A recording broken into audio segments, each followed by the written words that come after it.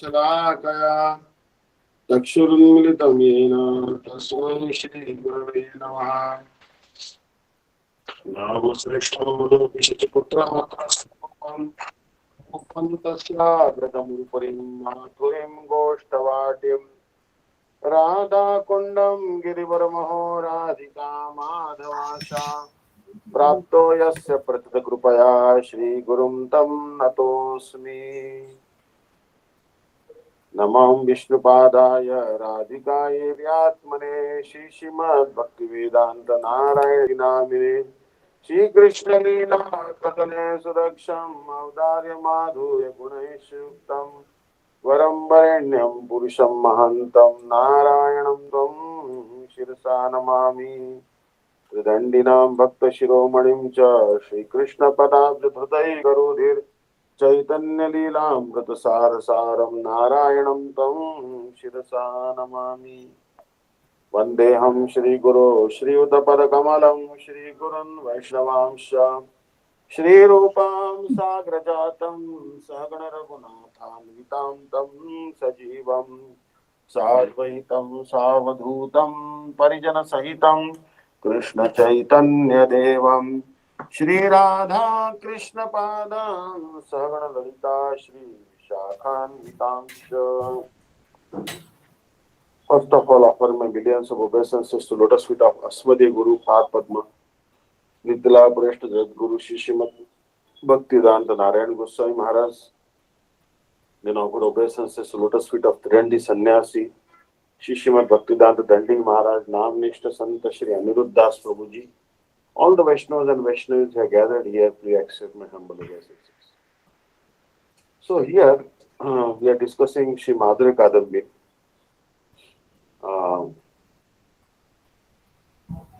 As everyone knows, page number 218. Not to speak of ordinary sadhakas, even an extremely powerful person cannot protect himself from the ill effects of an offense to a devotee. Sri Chaitanya Bhagavat states, Madhya Khanda 13.388.391 states, Shulapani samajadi bhakta ninda kore Bhagavata pramane tathapi shigramare. If a great person, even one as powerful as Lord Shiva, blasphemes a devotee, then as evidenced in Srimad Bhagavatam 5.10.25, he will very soon wither and die. So this is actually very important because many times we try to criticize others. Oh, we say, I'm a senior devotee, I have been in the mission for last 25 years, that devotee is only 1 year old, or maybe 1 month new devotee, he is not even initiated. No, we should not criticize anyone. So Srila Gurudev is telling us, don't criticize, don't complain, don't stop chanting. Sarva Mahaprayashchitta Jai Krishna Ranam Vaishnava Prada Sehana Miletram. Here it is told, of all types of penance, the chanting of the name of Krishna is best. But if a person who utters the name of Krishna blasphemes a Vaishnava, he will never be delivered. Therefore, to become blessed and obtain the fruit of Nama Sankirtan, the following is advised. Na laibe kara dosha, na karibe kara rosha, pranamo sabara charana. Supreme Bhakti Chandrika 9.19. Do not see anyone's faults. Do not become angry with anyone. And offer respects at the feet of everyone. Only when a person adopts these principles will he obtain supreme auspiciousness.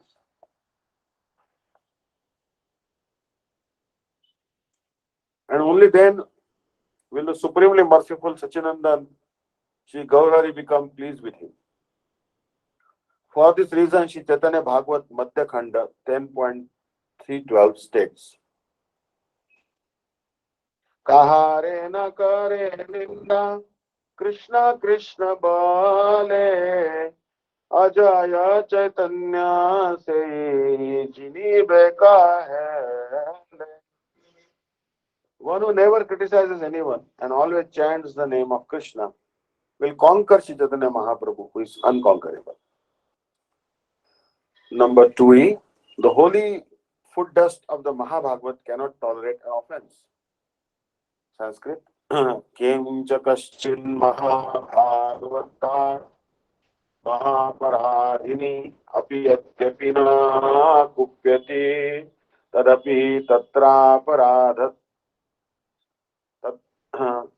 तदपि तत्रापराधत्वता स्वशुद्धि अर्थं प्रणति आदिभिर अनुवर्तनीय एव सा शीर्षं महापुरुषपाद पांशुभिर निरस्त तेजसु तदेव शोभनम् इति सतां वाक्येन तच्चरण रेणूनाम् असहिष्णुतया तत्फल प्रदत्वावनु प्रदत्वावगमात्. भावानुवाद. Due to their supremely forgiving nature, some Mahabhagavad Vaishnavas do not become angry, even though a grievous offense to them has been committed. Nevertheless, for the offender's own purification, he should beg forgiveness by offering obeisance to that Vaishnava and rendering service to him.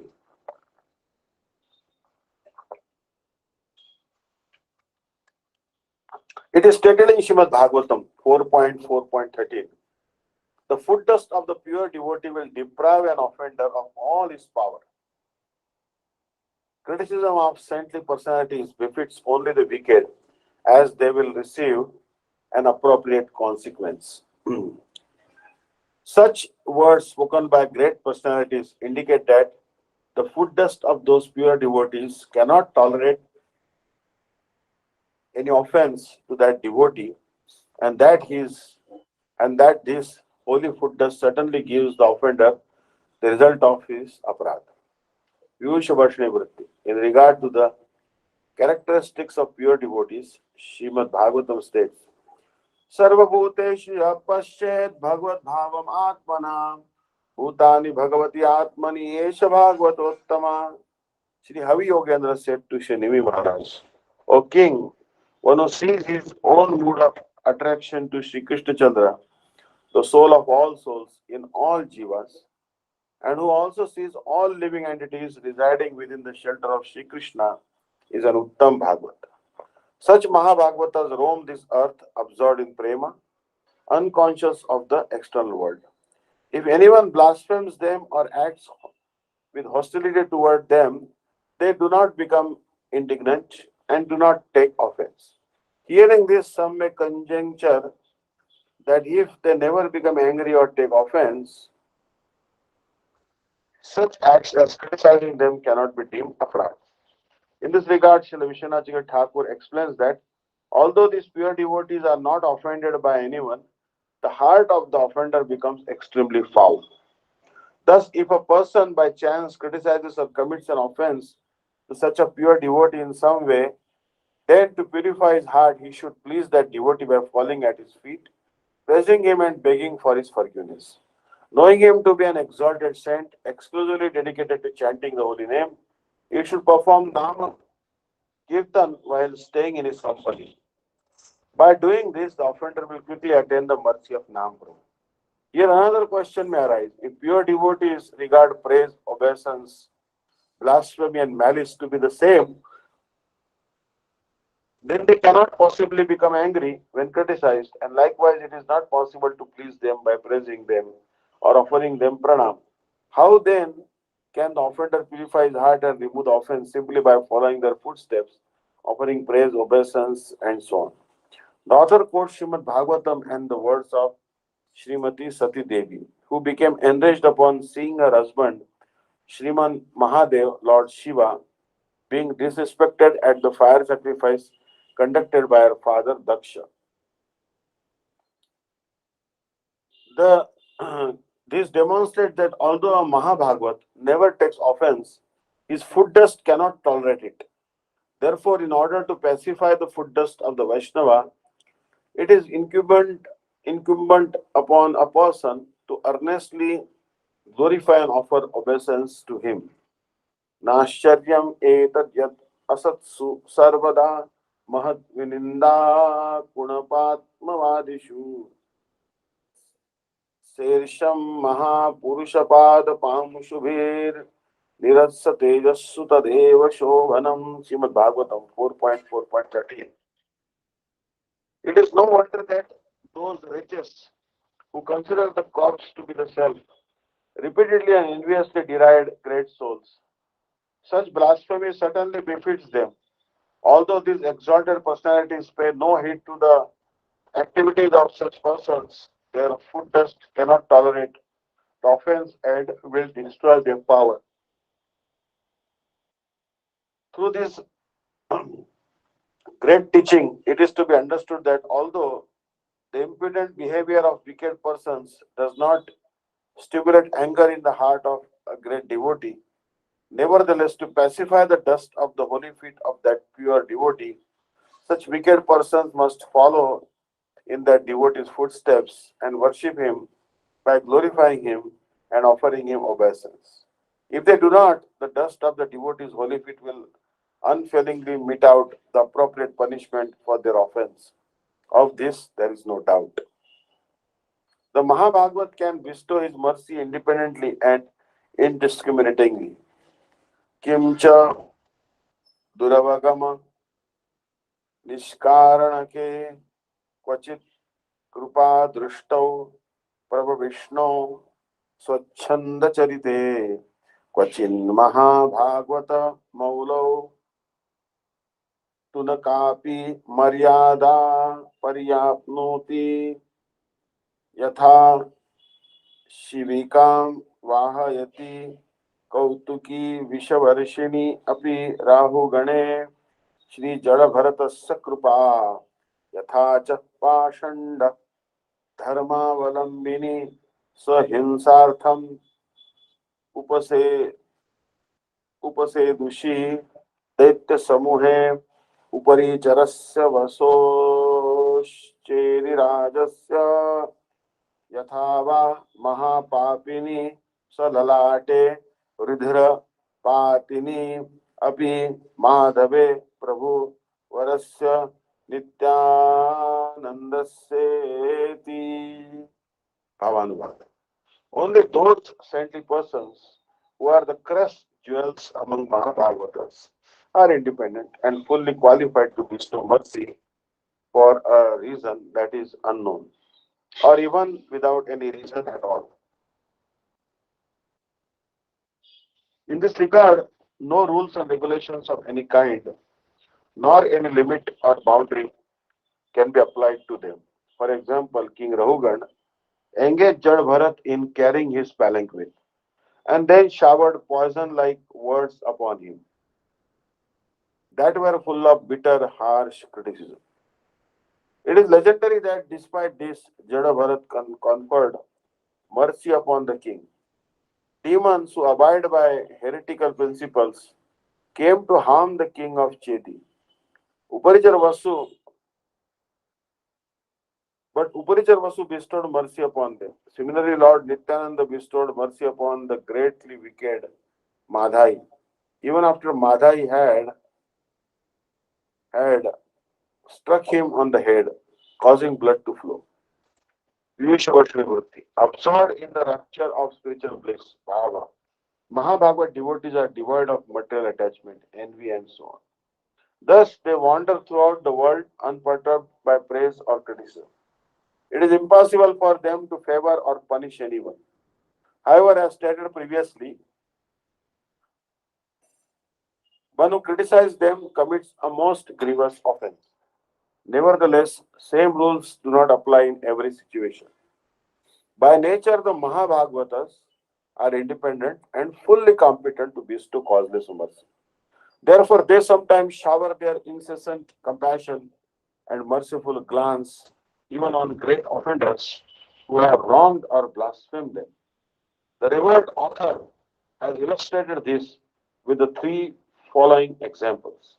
One is the king of Sindhu and Sauvira, King Rahugan, was being carried on a palanquin along the river Ikshumati. On the way, one of the palanquin bearers fell ill and the commander in charge of the king's transportation needed someone to replace him. The commander chanced to see a Brahmin youth from the Angiras dynasty, the Parama Bhagavat Sri Jadabharat. Free from any bodily conception, Sri Jadabharat was a well-wishing friend of all living entities and devoid of malice. Seeing his stout, well-built physique, the commander engaged him in carrying the king's span. Without saying a word, Jadabharat lifted the palanquin and silently began walking with the other carriers. He studied the path intently, taking each step with care to avoid crushing any ants and insects. Hence, he was unable to keep pace with the other carriers, and Maharaj Raugan was jolted about. The king chastised the carriers a few times. Fearing punishment, they said, Your Highness, this new bearer is walking unevenly, causing the palanquin to not proceed smoothly. Enraged, the king spoke scornfully. Why, you look exhausted. Are you carrying this contraption alone? Are you a skinny weakling beset with old age? Walk properly. Don't you know who I am? Despite being ridiculed with these derisive words, Jadabharat did not retort and continued carrying the king's palanquin as before. How could disdainful, taunting words generate an anger that has no purpose in the heart of one who is beyond the forcing of bodily identification? Such words did not have the slightest effect on Jadabharat, and he proceeded as before.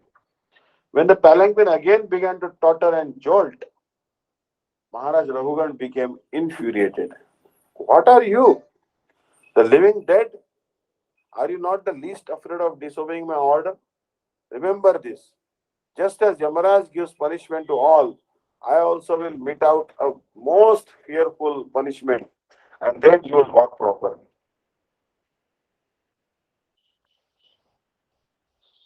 With a big, with a slight smile, Jadabharat then used the king's own words to convey wonderful, unprecedented instructions that were full of spiritual knowledge. He spoke of the bodily conception of being fat of things. He spoke of birth and death, and of knowledge of the ultimate transcendental reality. Upon hearing these authentic instructions on spiritual truth, the king was mortified and immediately descended his palanquin, placed his head upon Jalabharat's lotus feet, and pleaded forgiveness for his offense. Finally, King Rahugan's many inquiries were satisfactorily answered, and his life became successful. Relinquishing his identification with the body, he became dedicated to Bhagavad Bhajan and achieved the supreme destination. Despite his committing offenses, he still received the mercy of the Mahabhagavad Jadabharat and was blessed. The history of Jadabharat and Maharaj Raghugan is described in detail in the fifth canto of Srimad Bhagavatam. The second example describes the king of Chedi named Maharaj Uparichar. In Bhakti Sandarbha, Anuchet 176, Srila Jiva Goswami Pad tells the history of Uparichar Vasu from the Vishnu Dharmottara. This account shows how great souls bestow mercy even upon severe offenders. In order to aid the demigods, Maharaj Uparichar Vasu annihilated the demons. Repentant for inflicting violence on others, he became detached from material enjoyment and with an anxious heart, he entered Patal Loka, a subterranean planet, with a desire to continuously meditate on Sri Hari. The demons learned that their former enemy had desisted from violence and had gone to Patal Loka without weapons. Seeing an opportune moment to take revenge, they went to Patal Lok and approached Uparichar Vasu, desiring to kill him. The moment they raised their weapons to behead him, their weapons froze in midair, and they were unable to strike that great devotee. This took place by the power of his devotion to Bhagwan. The demons went to their preceptor Shukracharya. After receiving his counsel, they returned to Patal Loka, where they proceeded to impart instructions on atheism. It should be noted that upon hearing the demons' entire account of this incident, Shukracharya had concluded that as long as the heart of Upanishad Vasu remained immersed in remembrance of Bhagavan, no one could touch a hair on his body. But if Upanishad Vasu disobeyed or disregarded Bhagavan in his heart, then he could be destroyed. Shukracharya therefore told the demons, go to Upanishad Vasu and loudly announce, there is no God, the Vedic scriptures are false. As they followed Shukracharya's instruction to loudly propagate atheism, within the hearing of Upanishad Vasu, his meditation was slightly disturbed. Seeing their misfortune, his heart filled with compassion. He thought, alas, what a tragedy for these demons. In order to take my life, they desire even to obscure the existence of Bhagavan, who is the Lord of all, the cause of all causes, the supreme controller of everything. O supremely merciful Bhagavan, please be kind to them, purify their meager intelligence, and immerse them in the nectar of devotion to your lotus feet. Due to this meaning, due to this merciful prayer by the devotee of Bhagavan, all of those demons became devotees of the Lord. A second history of Upanishad Vasu, king of Chedi, is elaborately described in the Mahabharata, Adi Parva 63 and Shakti Parva 337. Uparichar was the son of King Pirava. He was constantly engaged in dharmic practices. On one such occasion, he performed such great austerities that Indra and other demigods suspected that he was doing so in order to attain Indra's position. They approached him about this and he peacefully desisted from his austerities.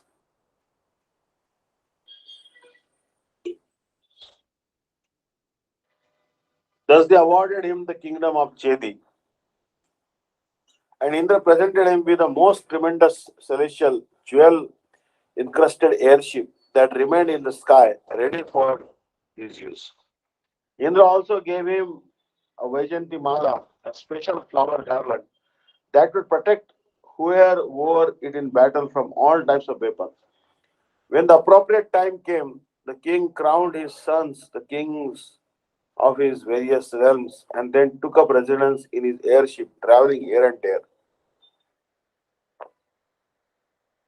One day there was a dispute between the demigods and the Brahmarshis. Sages realized in Brahma the absolute truth. The prominent scriptures prescribing the path to attain material enjoyment, Karma Kanda, state that Yajna is performed with Aja. What exactly is Aja? The Brahmarshis said that the word Aja means Anna Bija or food grains. In other words, fire sacrifices are performed with food grains as offering. But the demigods argued that Aja here indicates the offering of a sacrificial male goat. In other words, one should perform yajna with the ritual of killing a goat. The Brahmarshi said this is Satyuga and yajna that is injurious to any animal cannot be the religious practice of a saintly person. It is considered sacrilegious. As the debate was going on, Shivapanja also came by and alighted his airship. O demigods, the Brahmarshi said, this king Vasu is supremely religious. His performance of yajna is unsurpassed and he is extremely generous and truthful.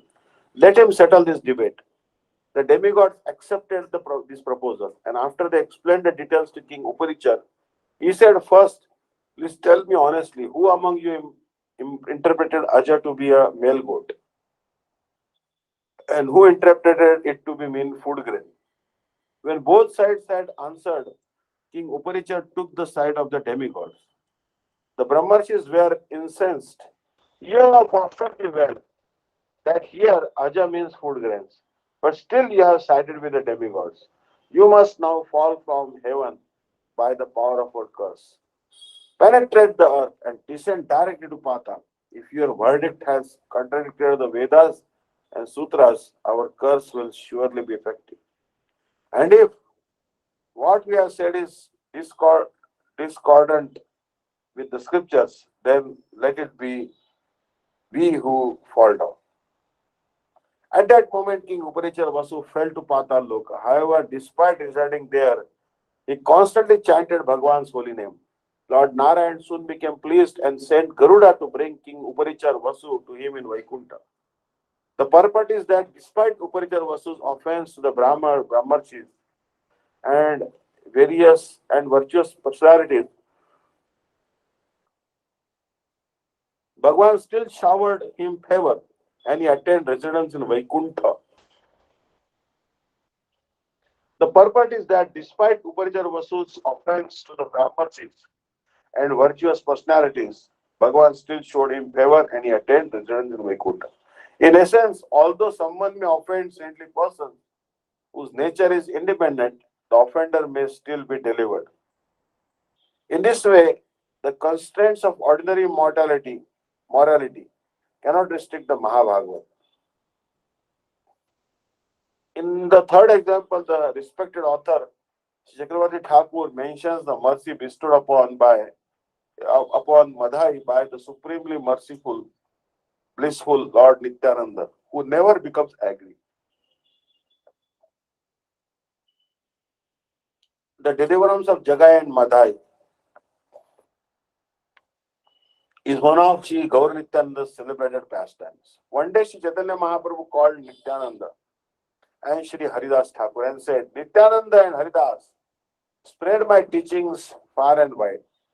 Go from house to house, to everyone's door, and tell them, learn the ontological tattva about Sri Krishna and worship him. Tell everyone to daily chant his holy names. Hare Krishna, Krishna Krishna, Hare Hare.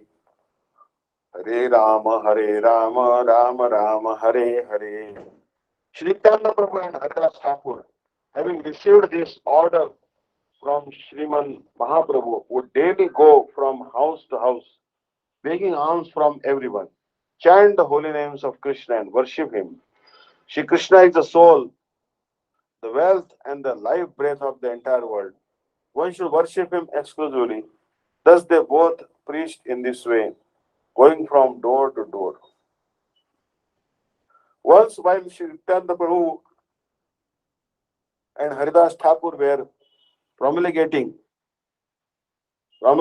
bhakti in the town of Navadvip, they happened upon two drunkards, Jagai and Madhai, drinking liquor on the main road. Although Jagai and Madhai were Brahmanas by birth, their appearance and temperament were terrifying. They would drink alcohol and they would loot and murder. There was no sin they had not committed. When Sri Nityananda saw them, his heart filled with compassion. People tried to dissuade Nityananda Prabhu from going near them, but he had resolved to deliver Jagai and Madhai. He approached them and ordered them to utter Shri Krishna's holy name. Both were hopelessly intoxicated, and as soon as they heard Shri Krishna's name from the mouth of Nityananda Prabhu, they made chase intensely, intending to beat him.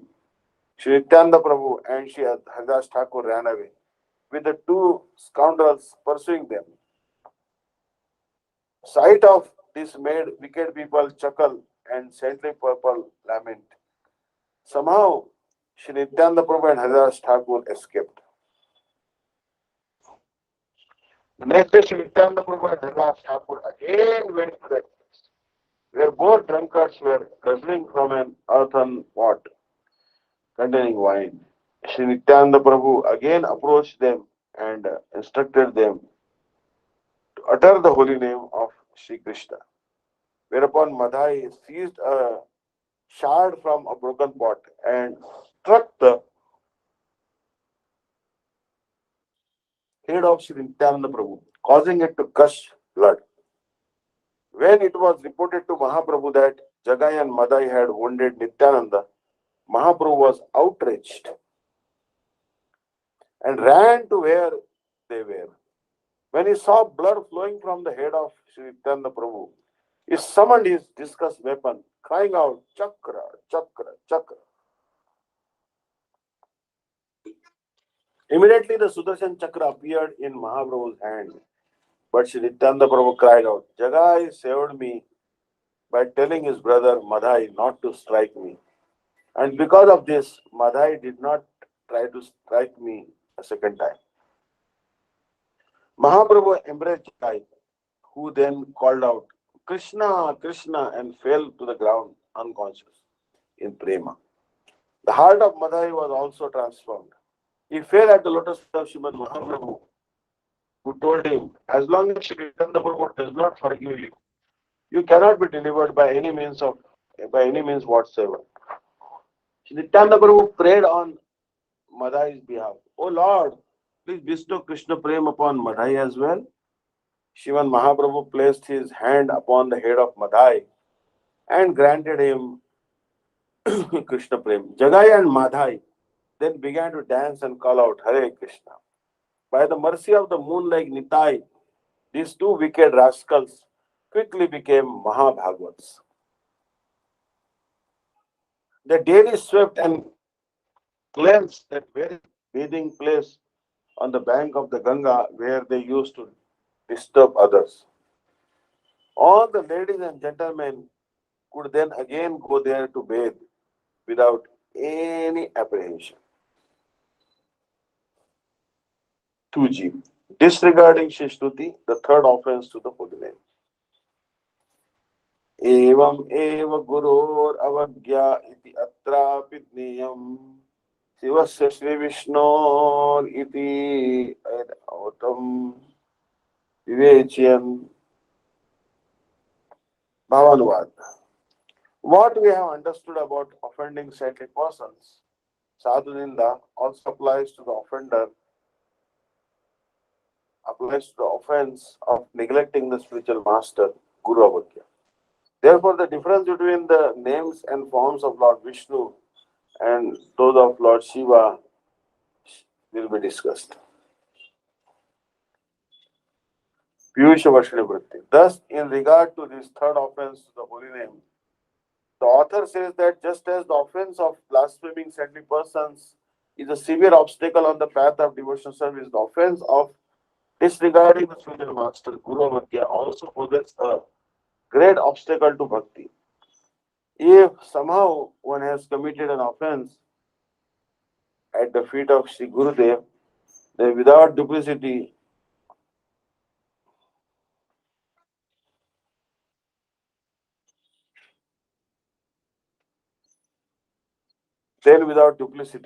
um, one should fall at his feet in a mood of repentance and beseech him for forgiveness. Such, surely, the supremely compassionate Sri Gurudev, the embodiment of affection for his disciples, will be pleased with him and forgive him. Two types of sentient beings, independent and dependent. चैतन्यम हि द्विविधम भवति स्वतंत्रम अस्वतंत्रम वा तत्र प्रथमं सर्वव्यापकम् ईश्वराख्यं द्वितीयं देहमात्रव्यापी शक्तिकं जीविताख्यं व्यापकम्. ईश्वर चैतन्यम द्विविधम माया स्पर्श रहितम लीलया स्वीकृत माया स्पर्शम च. Footnote 6. The second offense to the holy name will be elaborated on text 3. In text 3. Bhavanva. Sentient beings, Chaitanya, are of two types, independent and dependent. Of this, the all-pervading being known as Ishvara, the Supreme Lord, is an independent sentient being. The latter category is known as the Jiva, living entity, who is able to pervade only the body he resides in. The living entity is subordinate to Ishvara and is thus a dependent sentient being. Of these two types of sentient beings, the former, the supreme sentient being, is also of two types. Untouched by the deluding material energy, Maya, and touched by the deluding energy willingly for Maya. Willingly for Lila pastimes. Piyusha Vashya Bhakti. Srila Vishwanath Thakur is now discussing the second offense to the holy name. To consider the name, qualities, and so on of Sriman Mahadev to be different from or independent of those of Sri Krishna or Sri Vishnu. In other words, it is an offense to consider Shiva and Sri Vishnu to be the two separate independent lords, each perfect with distinct potencies. Because Shiva Tattva is exclusive, the author is explaining it comprehensively. The fundamental nature of sentient beings is of two types, independent and dependent. The sentient being, known as the all pervasive Ishvara, is independent. Although he appears in a human like medium sized form by inconceivable potency, that form is also of that form is also all pervading and limitless. And although in his sweet pastimes the Lord is brought under the control of his devotees, he nevertheless remains fully independent. The infinitesimal sentient living entity is a special energy of the Lord that pervades only the material body he resides in and remains dependent. In other words, he is under the control of the Supreme Personality, the control of the Supreme Control of Parmeshwar. The infinitesimal sentient living entity is atomic by constitutional position.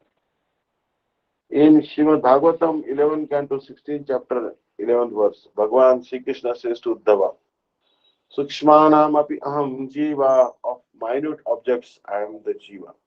The Shrutis Mundaka Upanishad state that the same Esho Anur Atma Chetasa Veditavyo, the individual soul is as minute as an atom. Shweta Shweta Upanishad 5.9. बालाग्रस्त भागस्य श्रद्धा कल्पितस्य च भागो जीवस्य विज्ञेयम सचानंत्याय कल्पते. If the tip of a hair is divided into 100 parts, and if one part is again divided into 100, that is considered the size of the jiva. Such jivas are said to be eternal. It is for this very reason that Srila Jiva Goswami has written in his Paramatma Sandarbha, Anuched 33, Sukshmata Parakashtha Prapto Jivaha. The individual soul is the ultimate limit of minuteness. It is impossible for anything to be more minute. Yet, because the individual soul is a conscious entity, consciousness pervades his material body.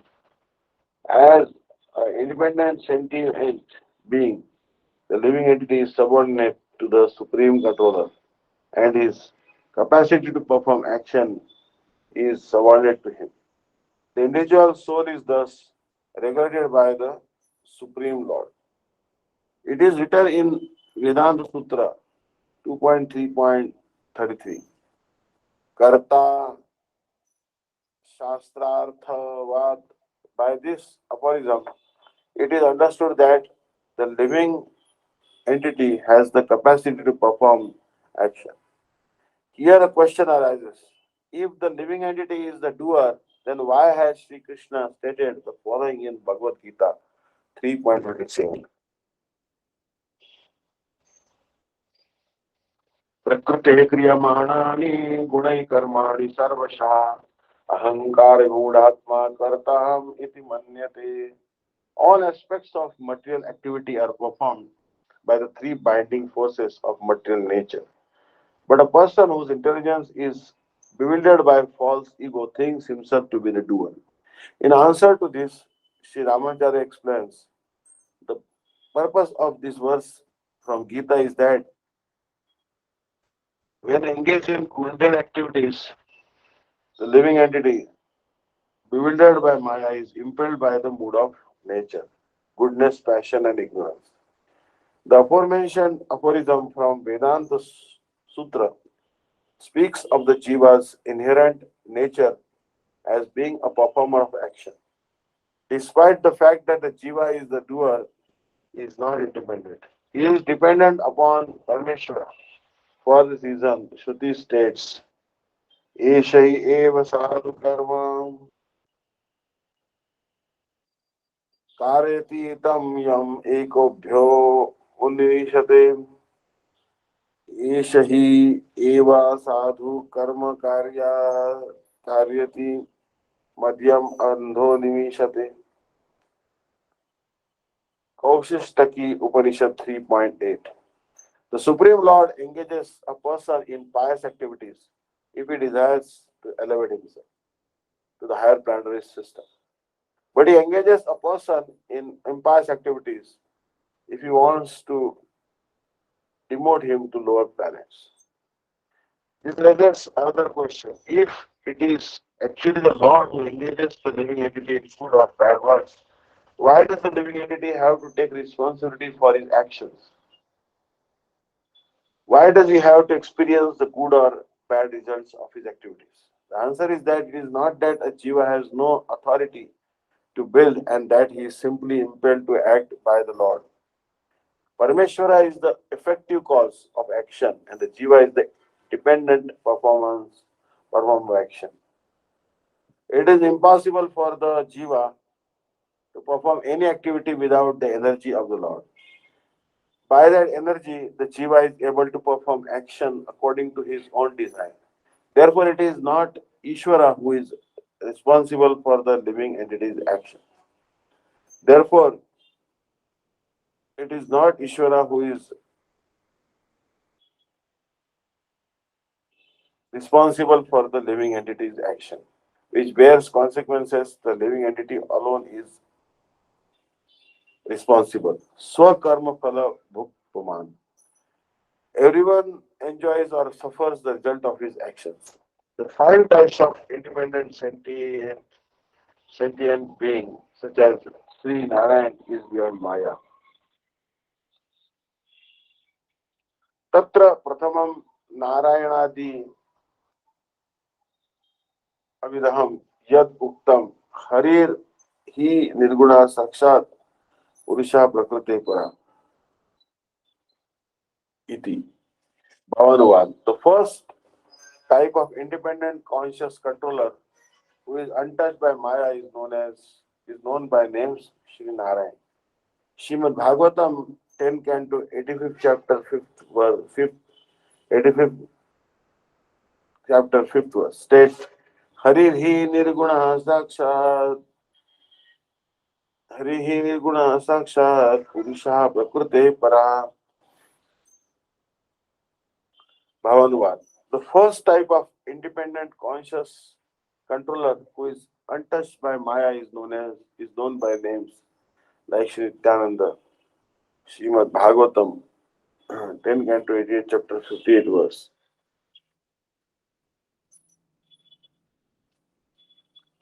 The first type of independent conscious controller who is untouched by Maya is known by the names like Sri Narayan. Srimad Bhagavatam states, Harihi Nirguna Sakshat Purushaha Prakrutehe Para. Shri Hari is beyond material nature and has no connection with the material modes. He is the Supreme Personality of Godhead and situated in absolute transcendence. Vivisha Vaishnava. Independent conscious controllers are of two types. Those who are untouched by Maya and those who, for the sake of pastimes, accept the touch of Maya.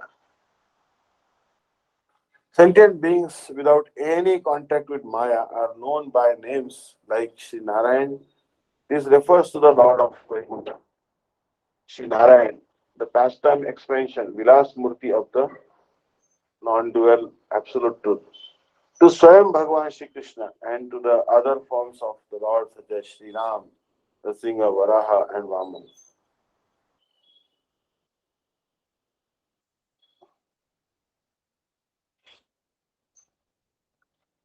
These forms of Bhagavan are beyond the influence of the potency, beyond the influence of time and beyond the material modes of nature. In other words, they are composed of eternality, cognizance, and bliss. And because all these forms of Bhagavan are Sachidananda,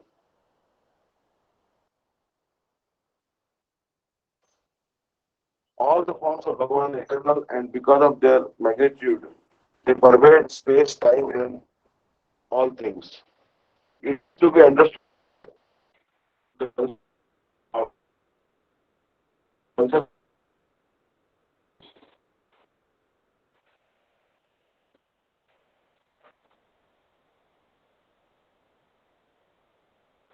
All forms of the Lord are eternal, and because of their magnitude, they pervade space, time, and all things. That the concept intangible form being localized is applicable only to the illusory objects of the mundane world. Shri Bhagavan's nature and forms are non-different from each other.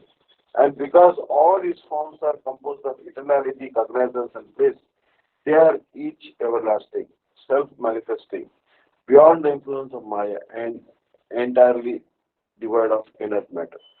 Hare Krishna. Chaitanya Charitamrita Adi Leela 5.58 states, Karana Samudra Maya Parashitenare. Beyond the material nature lies the causal ocean, which Maya cannot touch. So, beyond the causal ocean lies the spiritual sky, which is also beyond the influence of Maya. Because Maya is absent from that place, um, illusory mundane objects also do not exist there. They are innumerable ever immersed in the natural sweet pasture with his beloved Bhagavad Gita, which was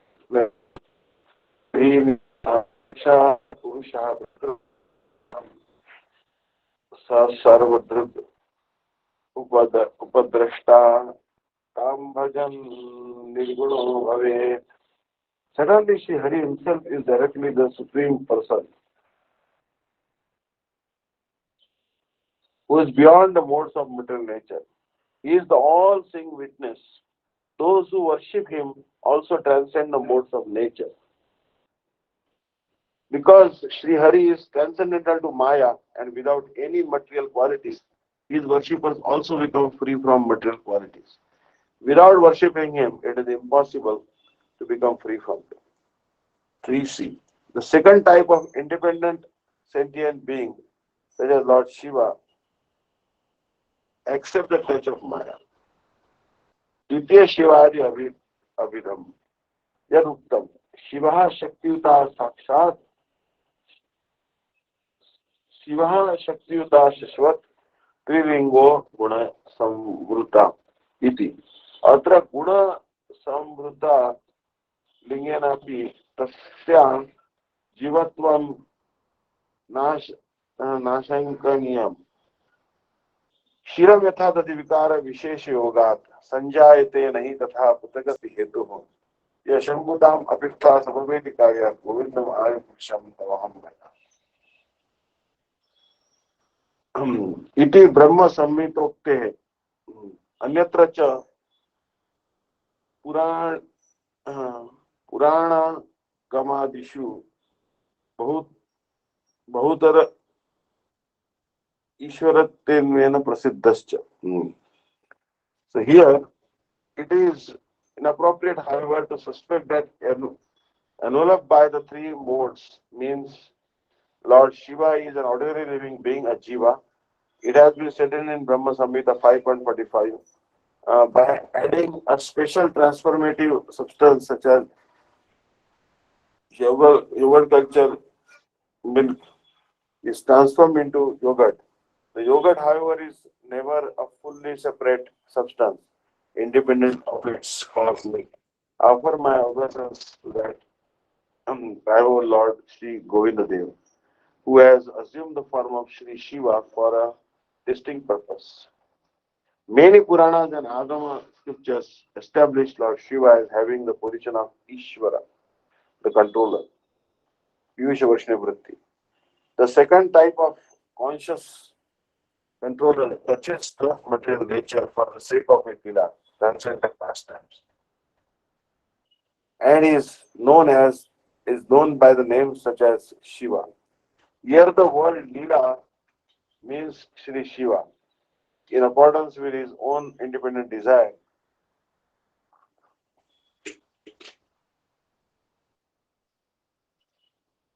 slightly, slightly contacts the illusory energy to accomplish his comic duties. Srimad Bhagavatam 10 to 88, chapter 3rd verse.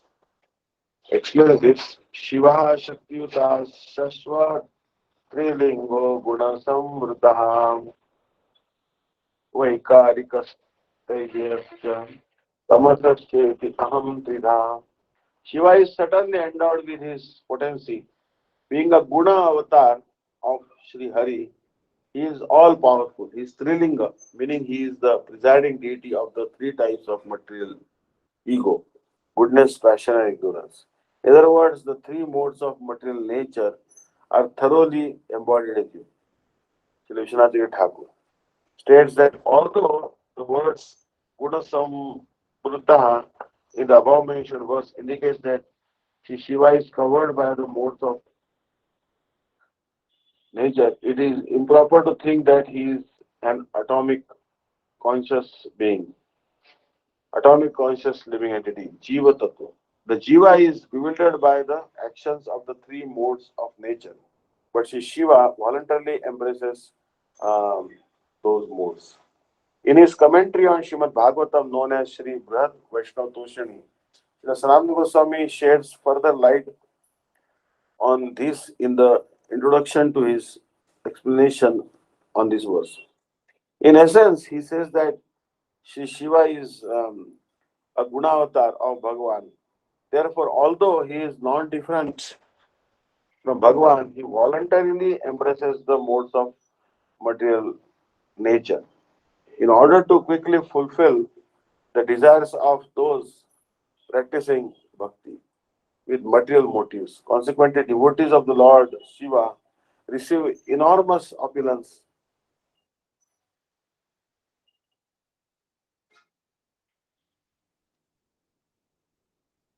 So here, consequently, devotees of Lord Shiva receive material opulence in accordance with their desires.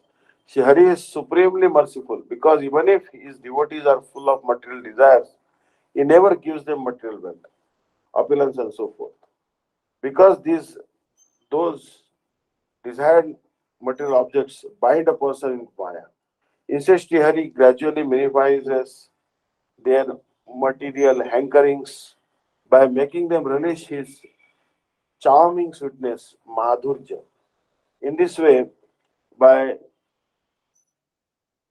awarding his devotees the treasure of prema, which is beyond the material modes, he reveals his true greatness and makes their life successful.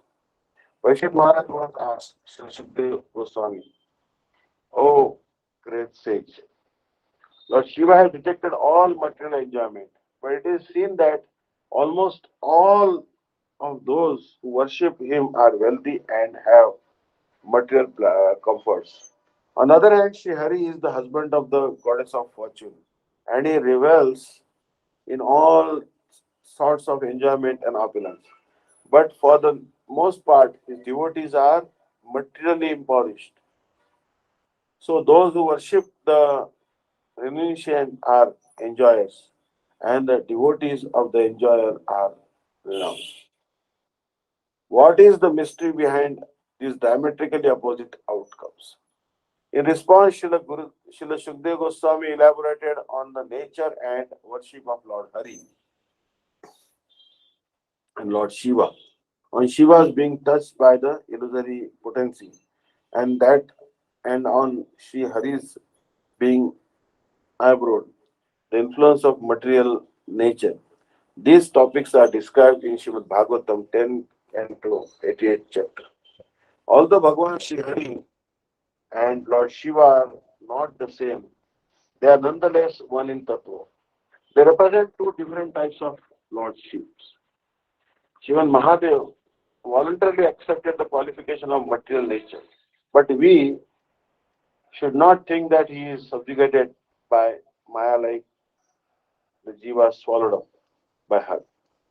While Shivan Mahaprabhu, while Shivan Mahadev is endowed with the qualities of material nature, he is certainly not in the category of Jiva Tattva. The Jiva is bound and controlled by the modes of material nature. But Lord Mahadev, being the predominating deity and controller of those modes, is not bound by them. The author substantiates this by quoting Sri Brahma Samhita 5.45. So we'll stop here, page number 237, top verse. Kshiram yathadati vikara vishesha yogat. We'll stop here. If anyone has any comments or questions, please ask. Hare Krishna.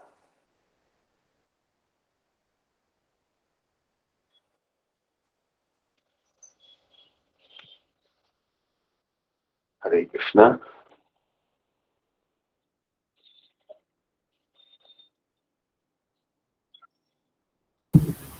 Hey Krishna Mardana Pranams, thank you so much. I don't think there's any question. Hare Krishna. So we move on to Jai Dhwani. Anga Mohan, please. Thank you.